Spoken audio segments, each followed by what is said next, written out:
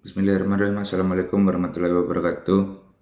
Perkenalkan, nama saya Dio Darnadi. Saya mahasiswa Universitas Bengkulu, Fakultas Hukum, semester 5. Ingin memenuhi tugas mata kuliah Hukum Pidana dengan Ibu Wepi dan Ibu Helda Ramasari. Baik, di sini saya akan menjelaskan tentang penyertaan dalam hukum pidana Indonesia atau yang biasa kita kenal dengan deal naming. Sebelum kita lanjut pada pembahasan, kita harus mengerti pengertian umum penyertaan itu sendiri. Penyertaan adalah keadaan di mana dua orang atau lebih bekerja sama atau turut serta melakukan tindak pidana.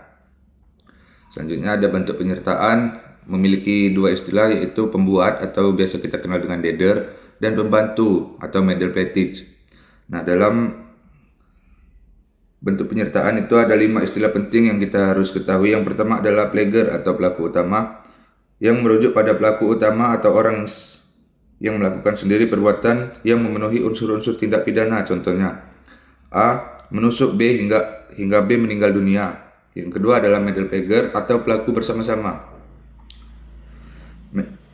Player merujuk pada satu pelaku utama yang orang melakukan sendiri perbuatan yang memenuhi unsur-unsur tindak pidana. Dengan kata lain, player adalah orang yang secara langsung melakukan kejahatan dan dianggap paling bertanggung jawab atas terjadinya tindak pidana tersebut. Contohnya yaitu A dan B bersama-sama memukuli C sehingga C terluka. Yang ketiga adalah down player atau penyuruh.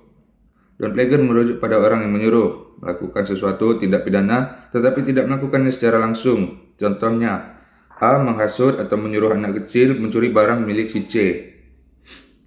Yang keempat adalah whitlocker atau penghasut. Orang yang sengaja menganjurkan untuk melakukan tindak pidana dengan cara pembujukan, memberi hadiah, atau pengaruh lainnya. Contohnya, A membujuk B untuk membakar motor milik si C dengan memberi uang sebagai hadiah. Yang kelima adalah middle package atau pembantu atau pihak yang membantu. Orang yang membantu pada saat atau sebelum tindak pidana dilakukan, dia tidak turut serta dalam pelaksanaan utama tetapi mempermudah atau mendukung. Diatur dalam pasal 56 KUHP atau Kitab Undang-Undang Hukum Pidana. Dan yang terakhir adalah yang terakhir, mohon maaf. Contohnya itu A memberi senjata kepada si B untuk merampok sebuah toko.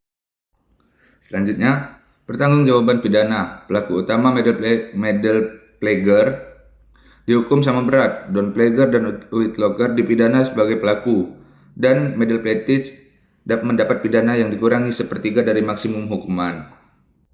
Selanjutnya, dasar hukum. Sangat omong kosong bagi kita mahasiswa Fakultas Hukum apabila kita memberi satu argumen atau memberi satu pernyataan tanpa adanya dasar hukum.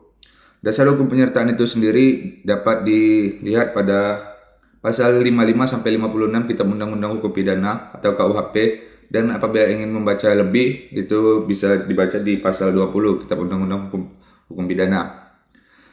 Contoh kasus yaitu, kebetulan saya berdomisili di Bengkulu. Ada salah satu kasus yang lumayan cukup ramai kemarin, yaitu kasus Raiden Mirza yang diduga memerintahkan sejumlah pejabat dan staf untuk mengumpulkan uang setoran dari ASN guna kepentingan Pilkada Bengkulu.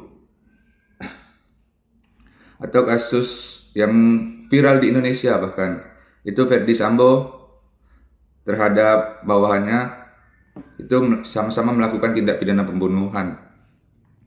Nah, dari sekian banyak yang saya jelaskan itu pasti ada pertanyaan, mengapa penyertaan diatur dalam hukum yang ada di Indonesia? Alasan utama yaitu memperluas pertanggungjawaban pidana sehingga semua orang yang turut serta tetap mendapat sanksi yang tegas atas perbuatan dengan yang telah dilakukannya. Mungkin cukup sekian dari saya. Apabila ada salah kata saya mohon maaf, dan apabila ada keraguan tolong diberi saran di bawah. Sekian. Assalamualaikum warahmatullahi wabarakatuh.